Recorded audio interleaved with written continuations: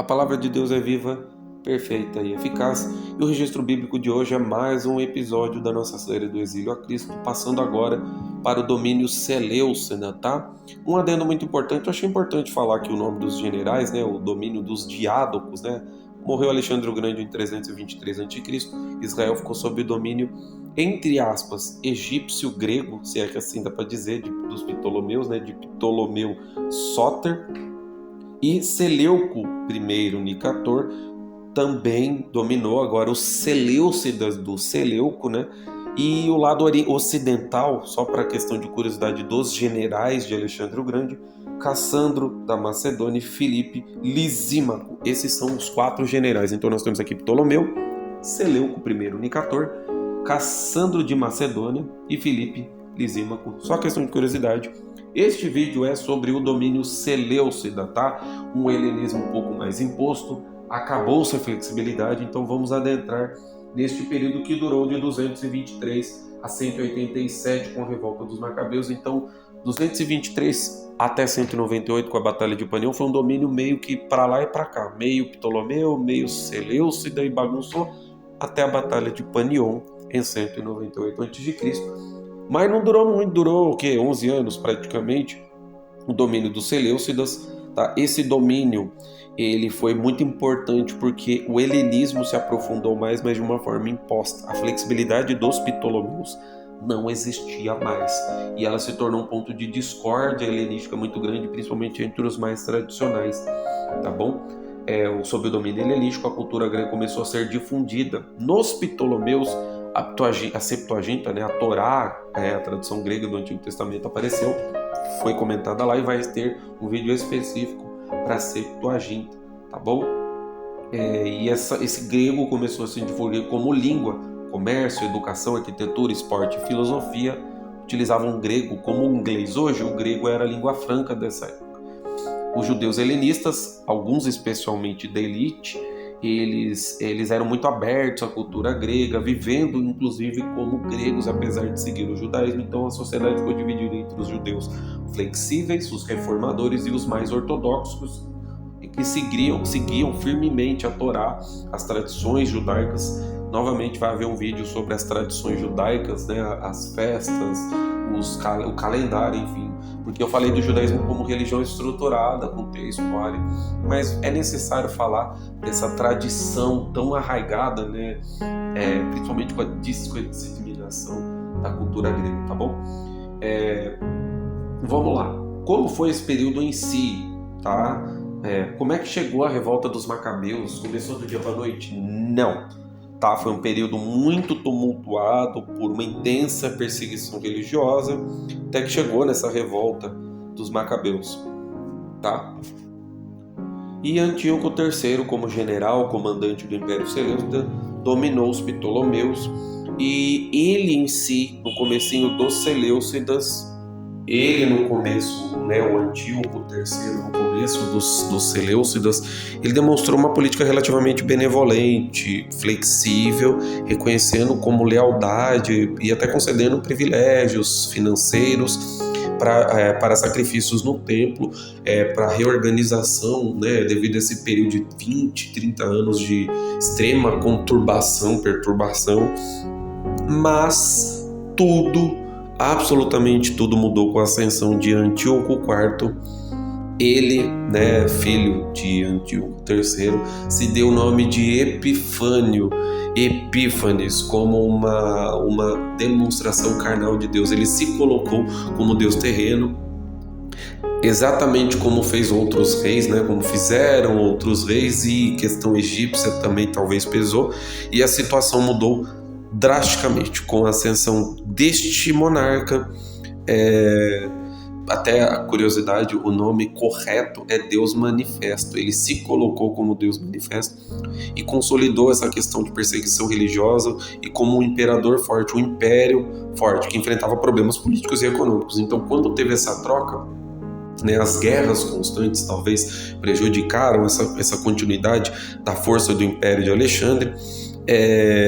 Ele utilizou uma das estratégias de helenização agressiva para fortalecer o povo, né, fortalecer a questão do governo dele e do governo Seleucida como como um todo, tá?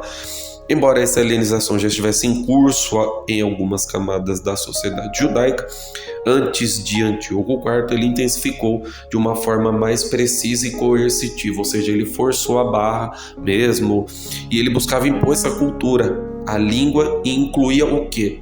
Estabelecimento de instituições gregas, como ginásios, teatros, e tudo isso foi criado, instituído e construído para fortalecer os costumes gregos, participação em jogos olímpicos e muitas vezes contrários à lei judaica, como a nudez nos ginásios. Isso foi um dos pontos de profanação da lei judaica, tá bom?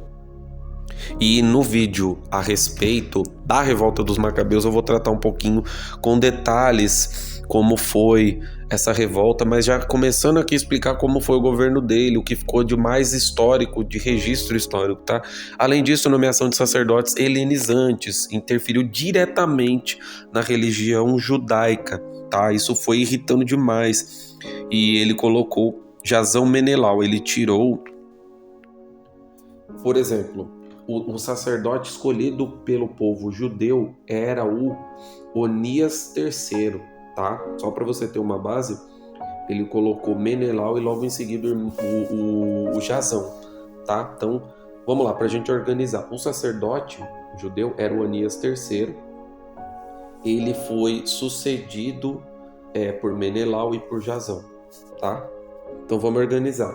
Onias III era o sacerdote, Jasão veio logo depois dele e o Menelau era o sacerdote que estava comandando o judaísmo na ocasião da revolta dos Macabeus, tá?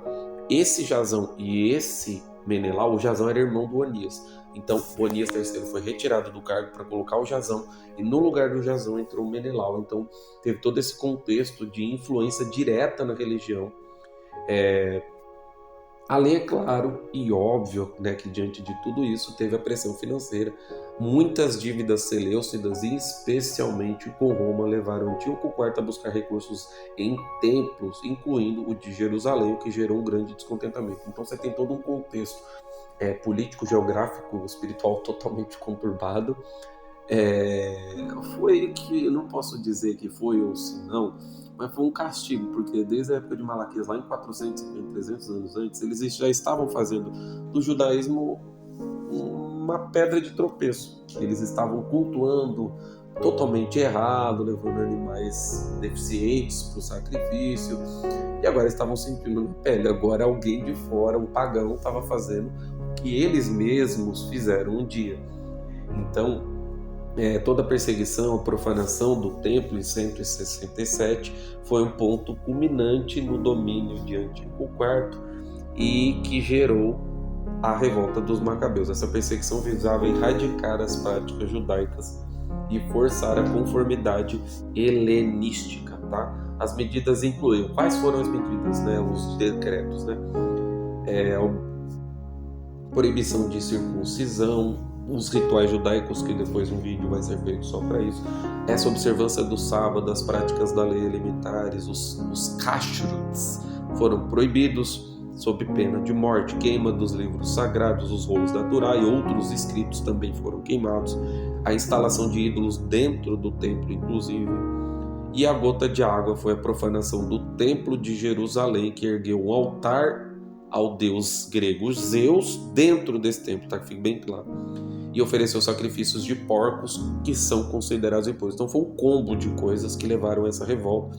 Esse ato foi conhecido como a abominação da desolação e gerou um profundo ressentimento, a revolta que gerou a revolta dos Macabeus. A perseguição seleucida foi o estopim para a revolta, e a família dos Macabeus, a revolta dos Macabeus, liderada por Judas Macabeu, e a família dos Asmoneus, tá? Com o sacerdote Matatias e seus filhos Judas Macabeu. Então vamos lá, reorganizando. Essa revolta dos Macabeus, eu vou entrar em detalhes no vídeo específico, vou falar da primeira e segunda carta dos Macabeus. Ainda não decidi se eu vou falar detalhadamente ou fazer uma análise resumida, porque os livros dos Macabeus estão apenas na Bíblia Católica, tá? Vou fazer uma menção porque é um documento que auxilia um pouco no entendimento desse período tão escondido. Então não vou entrar em detalhes sobre a revolta, tá? O declínio, fim do Império Seleucida e o início dessa dinastia Asmoneia, também haverá um vídeo apenas exclusivamente para os asmoneus, tá? Para a revolta dos Macabeus, tudo isso vai ser detalhado.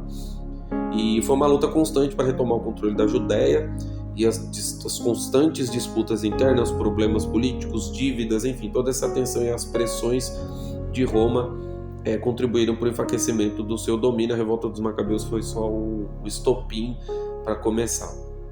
Tá? Mesmo após a morte de Judas Macabeu, os irmãos Jonatas e Simão continuaram liderando essa luta. Simão, em particular, conseguiu independência em 142 a.C., aqui é o fim da dinastia Seleucida e o início da dinastia Asmoneia, que governou o reino judaico independente por mais de um século. Tá? Esse período foi um período de muita provação para o povo judeu.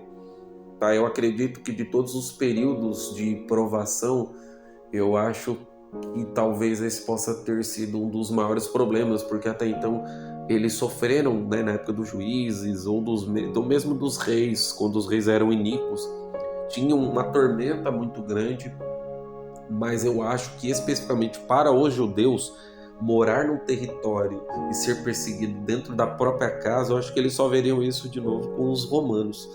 E essa tentativa agressiva de helenização, de perseguição por Antíoco IV Epífanes, representou um dos maiores desafios à identidade judaica na antiguidade. No entanto, foi precisamente essa opressão que galvanizou, que forçou, que fez com que essa resistência culminasse na gloriosa revolta dos Macabeus e no restabelecimento de uma hegemonia já muito esquecida pelos judeus, né? Por Israel como um todo, né? O território israelita como um todo.